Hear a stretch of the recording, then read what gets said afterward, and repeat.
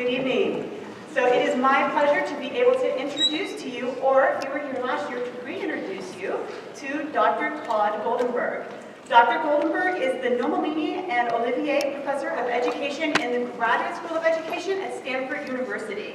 His research centers on promoting academic achievement amongst language minority students, and his talk tonight is going to explore the claim that what is effective instruction for English language learners is similar to what is effective instruction for all students.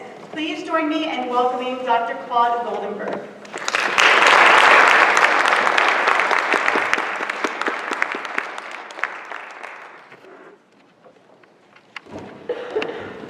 Thank you all very much. I'm glad to be here. Thanks, University of Wyoming, to your wonderful school district, which I had the pleasure of visiting a little bit this morning. Thanks especially to my good friend Jenna and my good friend Chad. They're wonderful hosts. We've already applauded them, so let's applaud them again.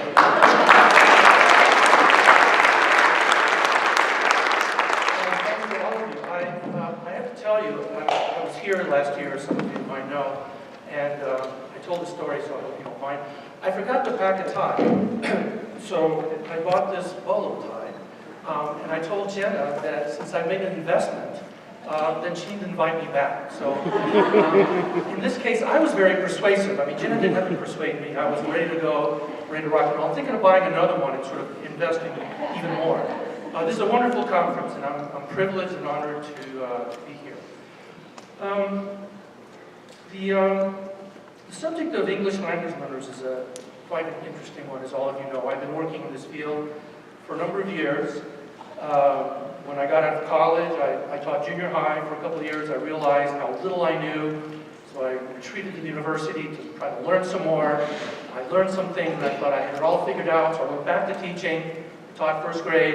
It was so much harder than writing a dissertation. I retreated again to the university. So I've been sort of going in and out of universities and schools for most of my life. And one of the things that I've learned is that there's nothing that's not controversial about the education of English language learners, and in many, many ways. President Nichols alluded to some of these controversies. Some people think that we're spending too much money on children who don't speak English. They should speak English by the time they enter the classroom. Why are we spending resources? And I'm not going to make a case for you. I think President Nichols' talk was quite inspiring, and I want to thank her for that. But what I want to do is sort of drill down into some of the more, kind of technical issues that we deal with as teachers. I mean, I know sometimes we need big pictures. I mean, big pictures are very important. But, sometimes the details matter. In fact, I'd say most of the time the details matter. And it's when you get beyond sort of the big picture and some of the, the rhetoric and the language that we like to talk about things with, sometimes the details can generate some controversy. And so I'm expecting that some of the things I'm going to say tonight you may not agree with, you might take issue with. I'm hoping that for some of you haven't thought of it this way, and maybe it'll give you another angle about thinking about what is effective practices for English language learners. So I'm certainly not expecting everyone to agree and say sort of, we've discovered a new land. A lot of what I'm going to say is probably familiar to many of you. But I want you to think about what are the issues involved here? I mean, how do we think about effective practices for English language learners? It matters how we think about things. It matters what we find in research. It matters what our experiences are. And it matters how we sort of coalesce around the sources of knowledge that we have, all of which are imperfect. All of our sources of knowledge are imperfect, and it's an imperfect world. And we just have to deal with it, try to do the best we can, collect the information we can from our experiences, from research, from what other people tell us, and try to come up with the best solution forward until something else comes along that challenges our thinking. So let's see, I'm going to turn this on. It is apparently not on. I'm going to try this. Oh, the green light went on, so it's on. So let me just find out first who's in the audience. How many classroom teachers are here? Just raise your hand if you're please. How about at the elementary level? Secondary? Okay, I'm going to have some information for all of you. How about ELD or ESL or bilingual specialists? Great. Any parent or community members? Oh, okay, great. That's one thing you might think about, in the future when you have these conferences. I don't know how much outreach there is, but one of the topics that came up today, and we were discussing the wonderful program, the bilingual program that you have here, is what the role of the parents in the community is. The parents in the community are. Parents and community members are extremely important. I'm going to tell you, particularly with programs that are potentially controversial. And if you don't have some buy-in and some stake in the programs that you're developing, they're very difficult to maintain. They're very difficult to start, let alone maintain. So one thing that you all might think about in the future is how we can include some parent participation, some community involvement from community leaders or just parents that have kids in their schools. School administrators? A couple of those. All right. How about at the school site or district office? Okay, some of those. How about psychologists, counselors, other support people? Not too many of those. Okay, so I want to very briefly go over, I'm not going to give you a lot of statistics. I think what President Nichols laid out was extremely useful to keep in mind. I did some of this last year. I think it's important just to keep in mind as background, setting the stage. Who are ELLs? Well, in the simplest terms, the most direct and concrete terms, English learners are simply students who are not sufficiently proficient in English in order to benefit adequately from mainstream instruction. I mean, that is the bottom line definition. They may know English, they may know conversational English, they may have all sorts of English attributes, they may listen to rap, they may have all sorts of aspects of American society that they've sort of incorporated, but they have to know English well enough to benefit from mainstream instruction. And if they don't, then there are certain things that we are required by law to do. Now, the EL population is extremely diverse, as a lot of you know. It's large, it's growing, as the President indicated. It's about 10% of the school-age population, about 5 million kids. Twice that number actually come from homes where English is not spoken, about 10 million kids. But only about 5 of them are sufficiently limited in their English if they fit that qualification. The overwhelming majority of our English learners, as you know, are Spanish speakers, mostly from Mexico, but also some from Central America. And about 8 to 10% are of Asian descent. And then there are literally dozens of other languages. There are 400 languages, literally 400 languages spoken by children in our schools. Although some of these are very low incidence languages, there's a tremendous amount of linguistic diversity, and as we heard, it's growing. Now, English learners, as you know, probably tend to be of lower socioeconomic status, but it varies a lot within and between the different ELL groups. So, as you might recall, those of you who are here, I characterize the ELL research historically as being dominated by the language of instruction debate. That's the bilingual education debate, which is what all the Hoot and Hollering has been for the past 50 years. What language should we use in the education of children who come to school not fully proficient in English? But it is strongly ideological. It has been very, very ideological, and there's a reason for that. It was an outgrowth of the civil rights movement in the 1960s, which is all about civil rights, which is an ideological matter, it's a political matter, and that was really the outgrowth of modern-day bilingual education. Now, it turns out that bilingual education is actually older than the United States, and the first form of bilingual education took place in the Virginia colony before there was even a United States. Anyone want to guess the non-English language of the bilingual education program in the 17th century? Native American. Native American? No, it's a good guess. It's not. Dutch. Dutch. That's a very good guess, but not correct. Sorry. If you guessed Polish, you were right. And the reason it was Polish bilingual education is because the early settlers needed some skilled craftsmen in boat building. And it turns out that the Poles were quite excellent in the pitch and the tar and the building of boats. So they brought a number of Polish workers over who brought their families, and they wanted their kids to be educated in Polish, not just the language that was spoken in the colony. So that was the first form of bilingual education. And with very few interruptions, there's been some form of bilingual education in this country ever since. Now, what happens, because language of instruction was so prevalent, there's been surprisingly little research on very important topics, such as accelerating English language development. You would think there'd be a whole boatload of research on English language development acceleration, and you'd be wrong. There's been a lot of literature on it, there's been a lot of opinion about it, there's been a lot of speculation about it. There have even been some, pretty interesting ethnographic qualitative studies describing what students experience, which is fine, it's important, but very little research until pretty recently that actually looked at alternative ways of accelerating English language acquisition for English language learners. So it's a very important area about which there is way too little information. Portions of the research have been insufficiently attended to student outcomes.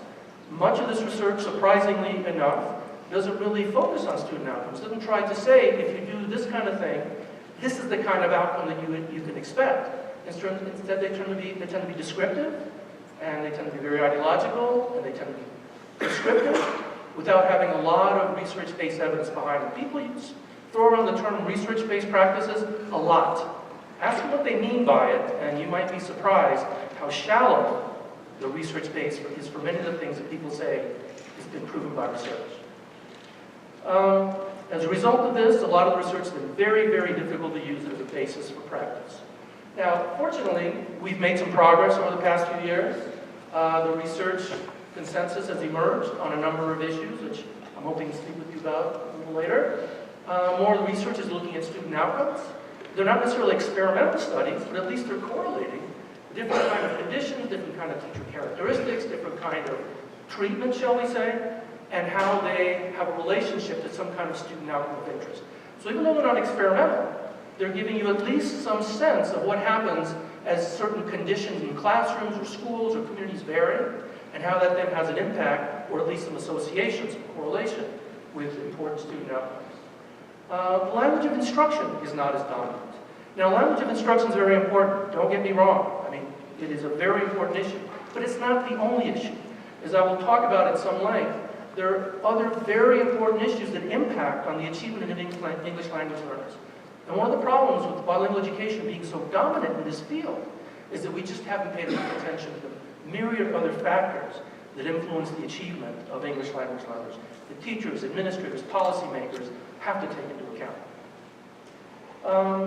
And also we're looking at effective instructional practices for English learners and non-English learners, kind of putting them side by side, saying where do they converge, where they're not converge.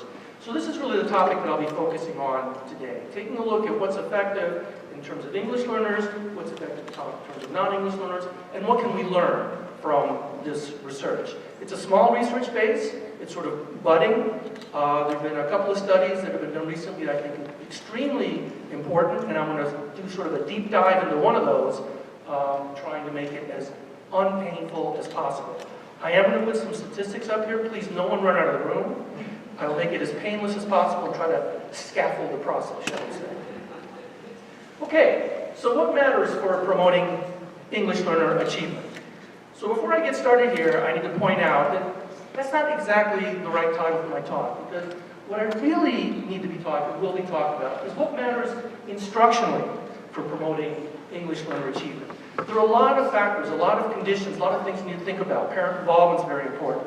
Organizations of schools and school districts are very important. There are many, many things that are important. I'm not going to talk about those. I'm going to be talking about what matters instructionally for promoting English learner achievement.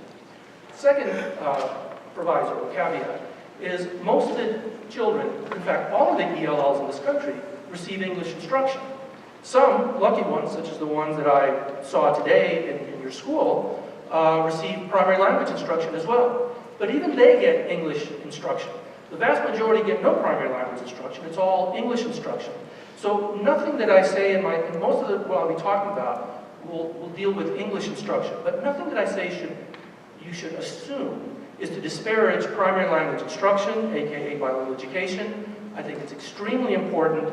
We have a research base on that traditionally gets ignored in many, many policy and practice circles.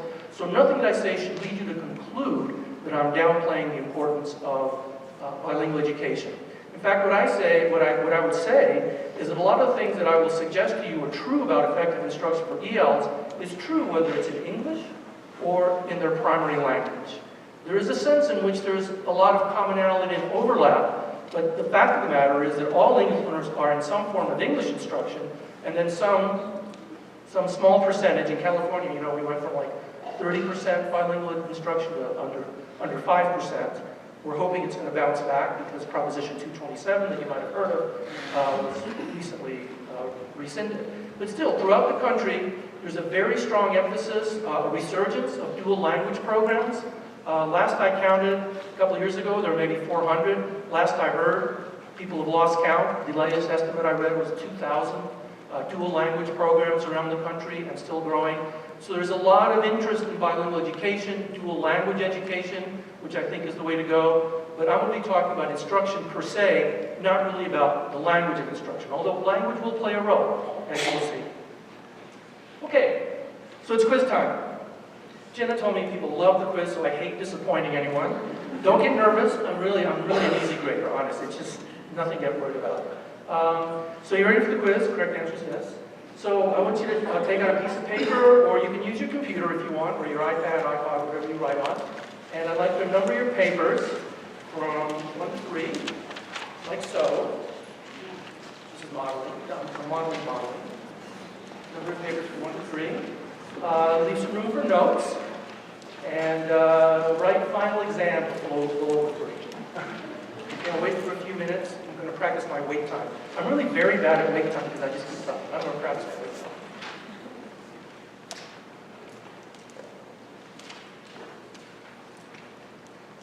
By the way, I'm going to try to get one of these over time. I couldn't find this on my PowerPoint. It's much slicker than I have. Okay, so here you go. Everyone ready? Okay, I'll take that as a yes. Okay. What is the best predictor of a teacher's being effective in terms of measured student achievement with English language learners? Is it A, the teacher has an EL-specific certificate or a credential, such as ESL, ESOL, bilingual? Is it B, the teacher is effective in terms of measured student achievement with mainstream students? Is it C, the teacher speaks the home language of the ELs in his or her class? Or decline to answer. Now I'm expecting very few D's, but I just put it up there anyway for anyone who's feeling nervous. Okay, but I'm not looking forward to any D's. So is it A? Is it B? Is it C? Is it D? Mark your answers. You can discuss it, right? I mean, I'm not going to take that for cheap.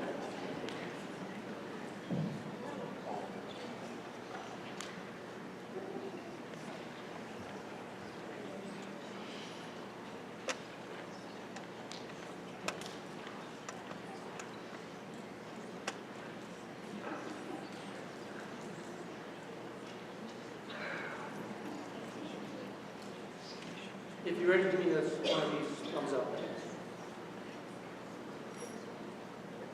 I see some abstentions. I get nervous when people abstain. You know, as my calculus teacher used to say, this is not a spectator sport. You know, you got to engage and do the deeds. Okay, and you got to raise your hand. You got to raise your hand for one of these, even if it's D. How many people put A? Okay. Okay. How many people put B? Were you here last week? How many people put C? A couple? Okay, I'm afraid to ask. Anyone decline to answer? Good job. All right. So the correct answer is the teacher is effective in terms of measured student achievement with mainstream students. Now, most people raise their hands, so this should not be a surprise to you. How do you think a proposition such as this could get tested? Anyone have any idea? How would you, let's say this is a hypothesis, as we learn in our Research 101. How would you test it? Anyone want to venture a guess? Or you just know it because it's true?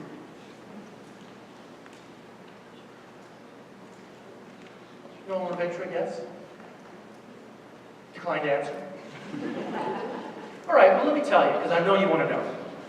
So, don't freak out, right? There's a lot of numbers here, but don't freak out.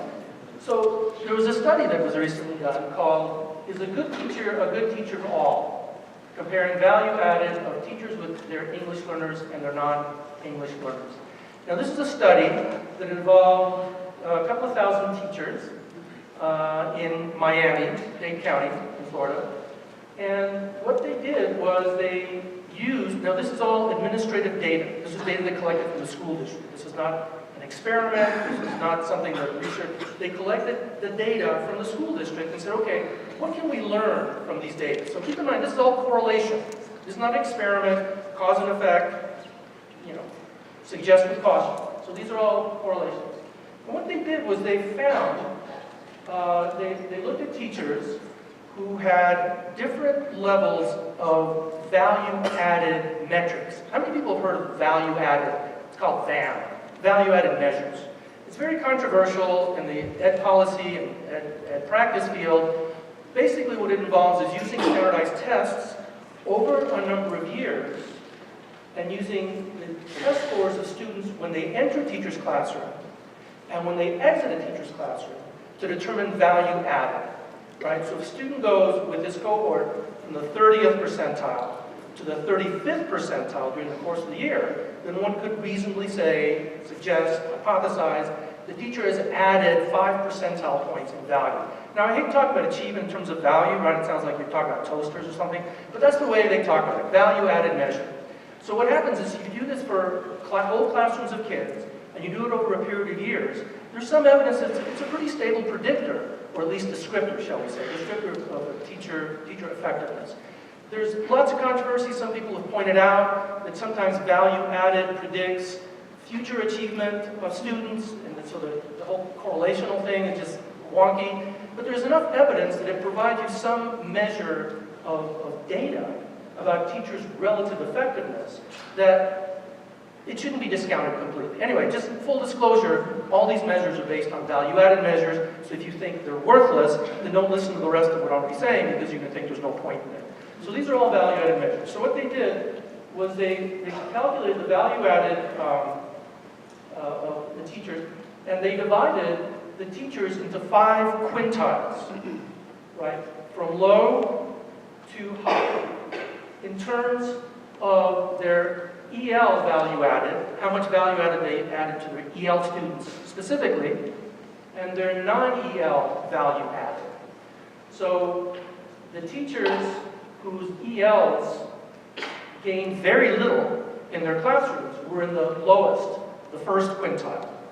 The teachers whose ELs achieved a lot compared to the others were in the 5th, the highest quintile. And the same thing for the non-ELs. These are the teachers with the lowest quintile scores for their non-ELs, and these are the teachers with the highest quintile scores for their non-ELs. Okay?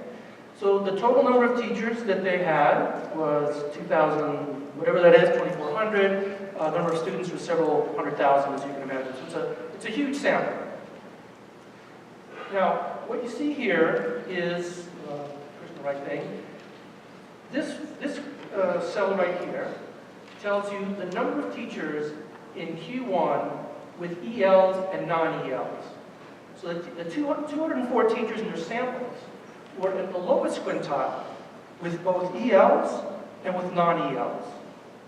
These teachers were not very effective with their students, according to value-added measures. Okay? On the other end, you had teachers here who were in Q5, the 5th quintile, with their non-ELs, and the 5th quintile with their ELs. So these teachers were the most effective in terms of student achievement, right? Measure student achievement of all the teachers. Okay, you see? So there are 241 in this group and 204 in that group. Okay, you see the basic layout? Now, this is the number of teachers in Q1 with the ELs. They were at the very lowest with the ELs, but in Q5 with the non-ELs. What's the story with those teachers?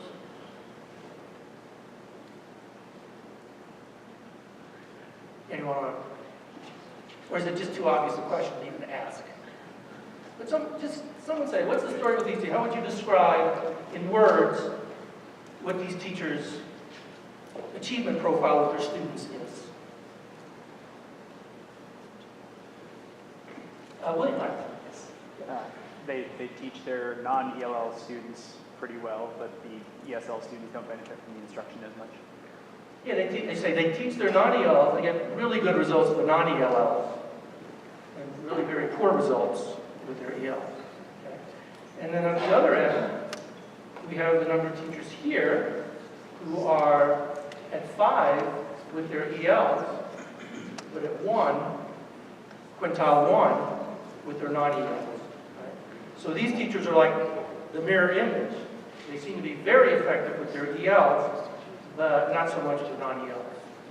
Okay? So that's the way this lays out. Okay? So let me do a little checking for comprehension. I'm going to point to one of these cells, and I would like you to discuss with your fellow partner or book buddy or whoever's sitting next to you, what do we know about these 80 teachers?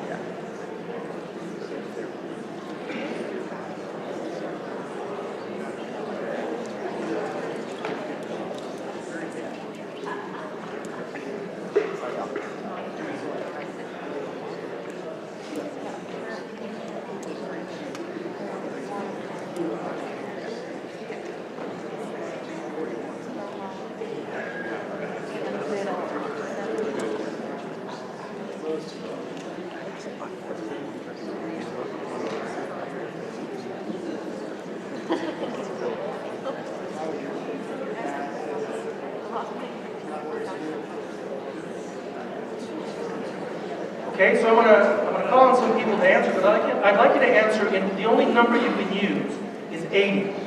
Don't use any numbers, don't say quintile, stuff like that. Give your answer in words that my mother would understand, for example. She doesn't know quintiles from nothing. So tell her in terms that she would understand, what do we know about these 80 teachers? Someone from the back of the hallway. See, I see a really nice checkered red plaid scarf on a black shirt.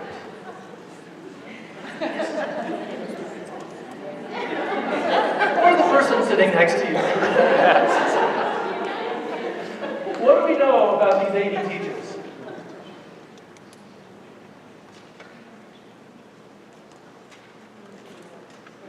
Our guess is that they're in the middle. They're effective with both groups.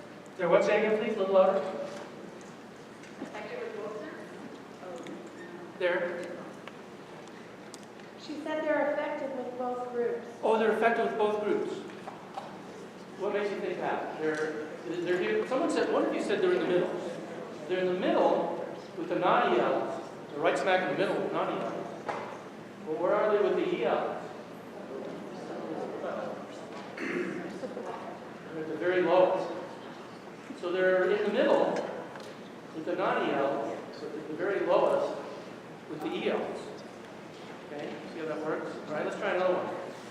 What do we know about these right here? These 35 teachers. What do we know about these 35 teachers?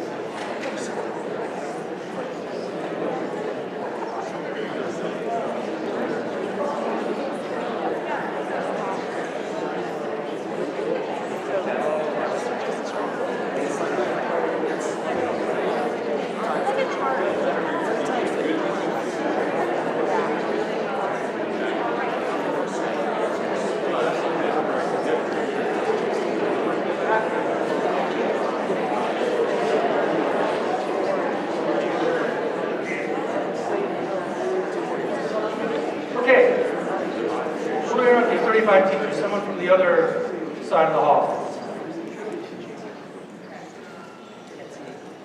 They're fairly effective with the ELs and not very effective with the non-ELs. So they're fairly effective, more than the average, right? More than 3. They're fairly effective with the ELs, but not with the non-ELs. Okay? You see how that works? Okay, so let's wipe the slate clean, and let's dig a little deeper into these numbers. Now, we're going to look at these percentages now, because this tells you the percentage of teachers. Now, there are two percentage figures here, and I talked to the author to ask why people said, we should pull that out. It's just confusing, right? It's already confusing, but there are too many numbers here. So you can look at this number or the one just above. It doesn't matter. If you look at the numbers with 2 decimals, you'll get the same idea. So you see here, this 49.88, that's 50% of the teachers. 50% of the teachers in the bottom quintile for non-ELs are also in the bottom quintile for the ELs. 50% are in the bottom quintile for both groups. Right? 50% of the teachers in the bottom for ELs are also in the bottom for non-ELs. If you look over here, you have almost 60% of the teachers in the top quintile for non-ELs are also in the top quintile for ELs. Right? So these are teachers who are exactly as effective or ineffective for both groups at the extremes. And it turns out that if you go down the diagonal, all of these agree. So this right here means there are 2 for non-ELs, and 2, yeah, it's right here, is the 2. The percentages at the bottom here. So there are 2 for, there are 2 for ELs and 2 for non-ELs. These are 3 for ELs and 3 for non-ELs, 4 and 4. Okay, you see that? So those are exactly in the same quintile. So they're equally effective or ineffective. Now, if you look at what's called the sort of off-diagonal values, what you see is, you can see these percentages, they're 30, 50, 60%. Those tend to be the biggest percentages. If you look at the percentage in the off-diagonals, they're much smaller. There are many fewer teachers who really are very different. Well, there are 5 for the non-ELs and only 1 for the ELs. Or over here, where there are 5 for the ELs and only 1 for the non-ELs. See the extreme, there are very few of those. There's some, right? There's some, but there are very few of those. So I just circled them here, and you can see that those numbers are smaller. In fact, what happens, if you take a look, if you go down the diagonal, this is where the biggest percentages are. Because in most cases, teachers who are effective for ELs are also effective for non-ELs. And in some, not trivial, but a minority of cases, teachers are really wildly discrepant. They're 1 and 4, or 5 and 2. And then you have some that are sort of in the mid-range here. But you see, as you get farther from the diagonal, the numbers get smaller. And they get really small here, they're biggest here. Okay? So, what does that mean? What does that mean? Yes, sir? My guess is that the teachers that are effective with non-ELLs and ELLs measure student progress effectively, and those that don't do not. That's a guess. Yeah, those who tend to be effective with non-ELs also tend to be effective with ELs. And conversely, those who are ineffective with non-ELs are also ineffective with the ELs. If you're interested in correlations, which is sort of one simple way to summarize all this, the correlation is almost 0.62, 0.6138, if you like it out to 4 significant figures. That's a very substantial correlation, indicating a high degree of agreement between being an effective teacher of an EL and an effective teacher of a non-EL and the reverse. Now, that correlation is not perfect. If it said 1.0, you would know I'd be lying or cheating or something. But that's a substantial correlation.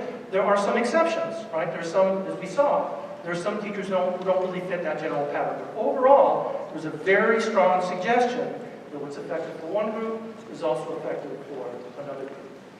So, what does it mean? It means that teachers who are effective with non-ELs also tend to be effective with ELs, and conversely, but an extension of this is the best single predictor at the moment, and I emphasize at the moment because we may discover something else in the future. That's the nature of research. But at the moment, the best single predictor of an effective EL teacher is whether a teacher is effective with non-ELs. So here's the question.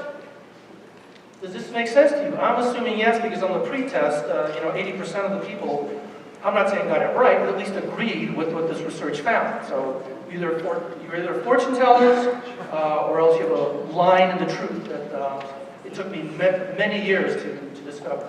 So does it make sense to you? Does it not? I'm interested in people's reactions. I was going to ask you just sort of to discuss among yourselves what you can do, but I really am interested in people's reactions to this. If we had a smaller group, we could do something more, intimate. But how does this strike you? And you can say, I'm not surprised. I knew what I predicted. Why did you waste the last 20 minutes discussing something you already know? Or you might say, yeah, it is a little surprising. Or I didn't know it in this great detail. Thoughts? Yes, sir. I'm sorry. Ma'am. Ma'am, I'm so sorry. Okay, too. Dark back. So the question actually said, does certification matter more than just generally being quote-unquote a good value-added instructor?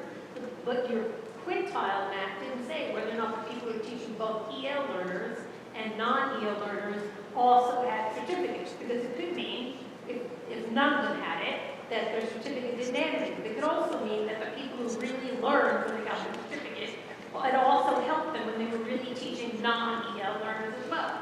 But that information was not on the grid. That's right. That's right. It was not on there. Did everyone hear that? Pretty clear. Yeah, what about knowing the home language or having some kind of ESL certificate? What's the role of that?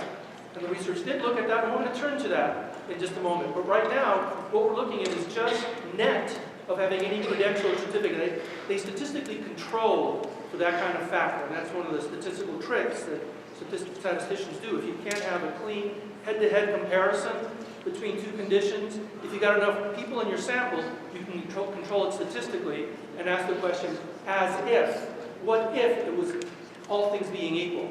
So all things being equal, we got the results that we got. And the EL certification and the other factors speaking the home language was not an issue here. That was controlled. But we will get to that. Excellent point. Any other thoughts? Yes, ma'am. I haven't done a statistical analysis as this person did. I'm sorry, I can't hear you. I've used my teacher voice, huh?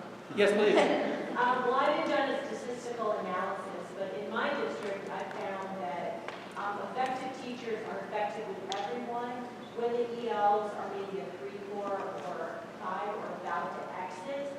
But when any of my teachers in my district get a newcomer who speaks no English, they can really freak out and forget everything they've ever learned about being a good teacher and speak that to me. So that's what I found in my district. Hold on to that thought because we're going to get to that. Yeah, very good. No, you all are now I know why you knew the answer, because you all are very insightful about how these things work. Any other thoughts that you'd like to share or just, complain about? Yes, ma'am. I think effective teaching for ELs will be effective for non-ELs, but I don't necessarily think effective teaching for non-ELs is always effective for ELs. So I don't know if I necessarily disagree with this, but I think there's like a fine line there. Right. Just because effective teaching for non-ELs and ELs have some overlap, have some commonalities, doesn't mean that good instruction for ELs is just the same as good instruction for non-ELs. Yes. Right. Okay. Good. That's a great transition. All of you are making really very insightful comments that actually leads to the next part of the study. But first, we need to have quiz. I'm sorry, I can't help it in my nature. So, are there any teacher characteristics associated with better achievement, specifically for ELs, but no association, positive or negative, for non-ELs? Is it A, yes, there are certain characteristics that make teachers somewhat more effective for ELs, but not at all levels? Is it yes, there are certain characteristics that make teachers quite a bit more effective with ELs specifically? Or is it no? Teachers who are effective with non-ELs are also effective with ELs. No characteristics are associated with being more effective for ELs specifically. Hard to find answer. So discuss, mark your papers.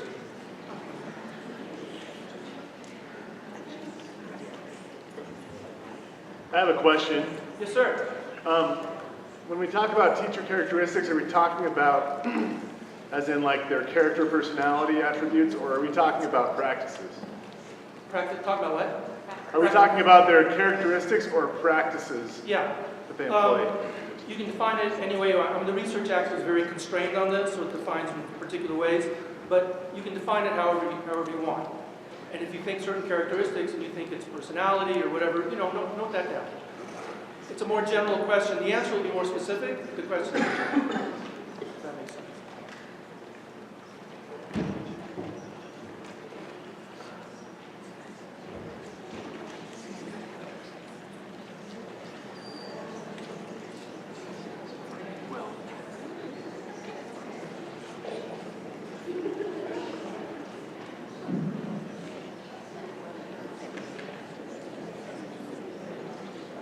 Okay, other people said A. Yes, there are certain characteristics that make people somewhat more effective than the others, but not at all levels. 1, 2, 3, 5. Let's see what this is going. Many people said B. Yes, there are certain characteristics that make people quite a bit more effective than the others. But C. No, teachers who are effective with non-ELs are also effective with ELs. No characteristics associated with being more effective with ELs specifically. I'm predicting a lot of either decline to answer or just not participating. All right, I tried. That's all I can do. So the answer is A. And that is that yes, there are certain characteristics that make teachers somewhat more effective with ELs, but not at all levels. So, what does that look like? What the heck does that mean? There's on the table statistics. There's only one column, please. I hope the first one kind of took care of any statistical anxieties we have. So, in this portion, it's the same study. In this portion of the study, what they did was they addressed the issues that the three commentators really asked about. And they had two teacher characteristics. A very limited group of characteristics, to be sure. But that's what they had. Remember, this was administrative data they were using for the school district, so they could only play with what they got. And they looked at two characteristics. I had mentioned them in the first quiz, whether the teacher had some kind of ESL certification, bilingual, ESOL, and so forth, and whether the teacher had Spanish fluency, because all these ELs were Spanish speakers. Remember this in Miami. So if you get a little star here, and this is for all levels, like elementary to middle, if you get a little star here, that means there was a significant effect. The teacher was more effective with ELs if the teacher has Spanish fluency. And this one is the teacher is more effective with ELs if the teacher has bilingual certification. Okay, that's what these numbers mean. This is not significant, so bilingual certification didn't matter. Spanish fluency didn't matter. So you have an interesting thing going on here. First of all, if you look across all levels, if you just sort of aggregate the entire sample of 2,400 teachers, hundreds of thousands of students, you find that for all levels taken together, Spanish fluency mattered, but EL certification did not. In other words, in addition to whatever value added a teacher was responsible for, layering on Spanish fluency contributed an additional bump, but layering on EL certification did not. Okay, now it's across the whole K-12 spectrum. But then when you break it down by level, something interesting happens. And I don't know if this is good or bad news, but I'm just the messenger, right? Don't shoot me, please.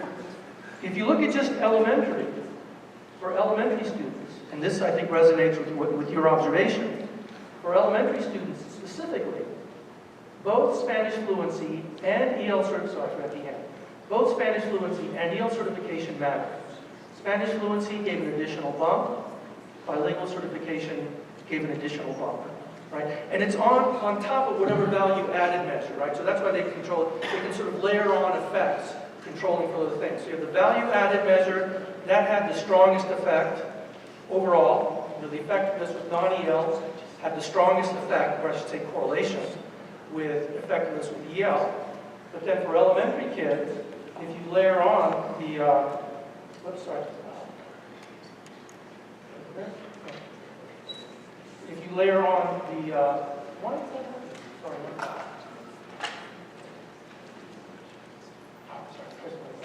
for elementary students, Spanish fluency and EL certification matter on top of the, generic good effective teaching. But if you look at secondary, middle, and high school, it didn't matter. Okay? It didn't matter. Now, we're not going to stop now and discuss it because there really isn't time and it'll be too nuanced a conversation. But it is quite striking to me, first of all, that you get differences between the levels. And we could all sort of speculate as to why that might be. I mean, I think we could all come with some very reasonable hypotheses. The language of instruction that's being used, younger children might be more susceptible to teachers who really don't understand them, or who don't have specific techniques and strategies to help them to make content understandable. But the question is, what did the good teachers do that was good for ELs? And the answer, unfortunately, is we don't know, because the study didn't look in classrooms. Right? So those of you thinking doing dissertations in the future, I got a couple of studies I would like to recommend to you.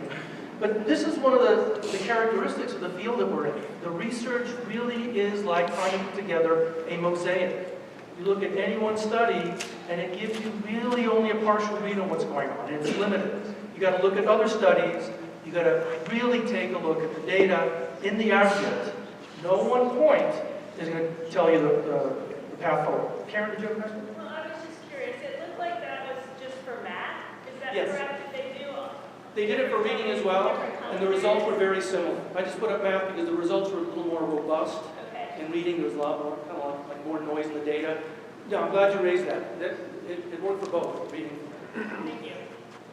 So we don't know from this study, because the study didn't look in the classroom.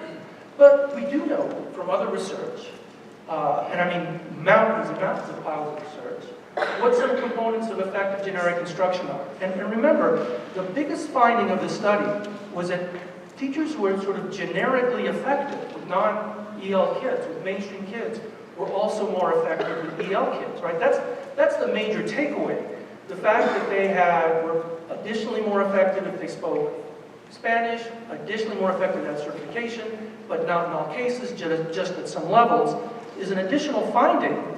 But I wouldn't say it's really the big news here. The big news, particularly if you assume, now apparently it's not big news for this crowd because you already knew it, but if you assume that instruction of ELLs requires a whole different toolkit and a whole different approach to pedagogy and instruction, then it is very big news to find out, wait a minute, there's a lot of commonality. There's a lot of common ground between what it takes to be an effective teacher of non-EL kids and an effective teacher of EL kids. So what were those generically effective teachers doing? Well, I can't tell you for sure, but here's a guess. They were doing one or more of these kinds of things. They were providing clear goals and objectives. They were providing appropriately challenging material. They had well-designed instructional routines and instruction for the students. They had clear input and modeling. They had active engagement and participation. They had informative feedback to tell students when they were on the right track and when they were off the track. They had application of new learning to different situations. They had practice and periodic review with their students. They had them interact with their students. And they had frequent assessments with reteaching as needed. I would bet my life that you saw one or more, many of these, going on in the classrooms of those teachers who were very effective with their students. Why? Because if you're not doing these kinds of things, it's hard to imagine you're getting students to achieve at high levels. You know, there's lots more that's going on in effective teaching. I don't mean to reduce it to a dozen sort of rules of thumb. But this is a core of what is important for effective teaching. And I can virtually guarantee you that those teachers who were effective with the non-ELs were doing these sorts of things. So then, what do you think? What do you think some of the teachers are doing that provides value add, additional value add? Right? They had the Spanish language, and they had some EL certification or training. And remember, these are the teachers who have these features, these characteristics, right? Which is not exhaustive. But on top of their value-added generic teaching effectiveness, They were also somewhat more effective if they have this EL training and they use students' home language. Which leads us to quiz number 3. What do you think some of the teachers are doing to provide additional help for ELs above and beyond generic effective teaching? So I want to give you a few minutes to think about this, discuss with your elbow partner, and then we'll see where we are.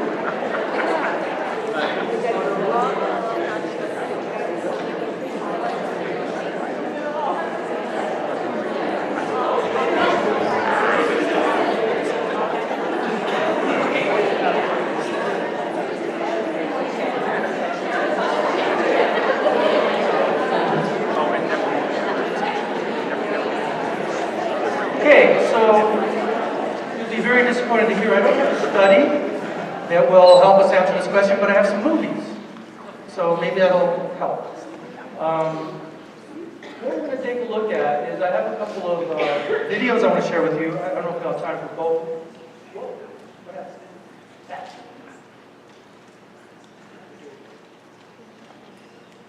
The ghost of a machine.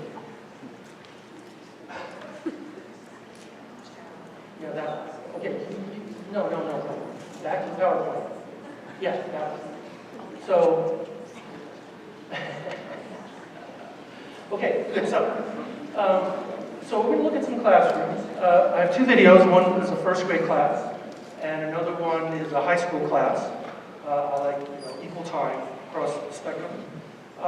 And they're both sort of ESL or ELD kind of contexts, but they still illustrate what I want to illustrate. As you watch them, we're going to watch one at a time. As you watch the first one, the first grade one, here's what I'd like you to note down. First of all, what generic effective teaching do you see? Right? And by generic, I'm referring to that list of things, the modeling, the objective, and guided practice, the things that we all are supposed to learn in teacher preparation school that we either use or we don't use. But what are the kind of generic effective teaching that you see that really has nothing to do specifically with the fact that the kids in the classroom are EL? And then note down what do you see that might be related to the teacher having specific EL-specific training or strategies that she uses, or that might be related to having a knowledge of students' home language.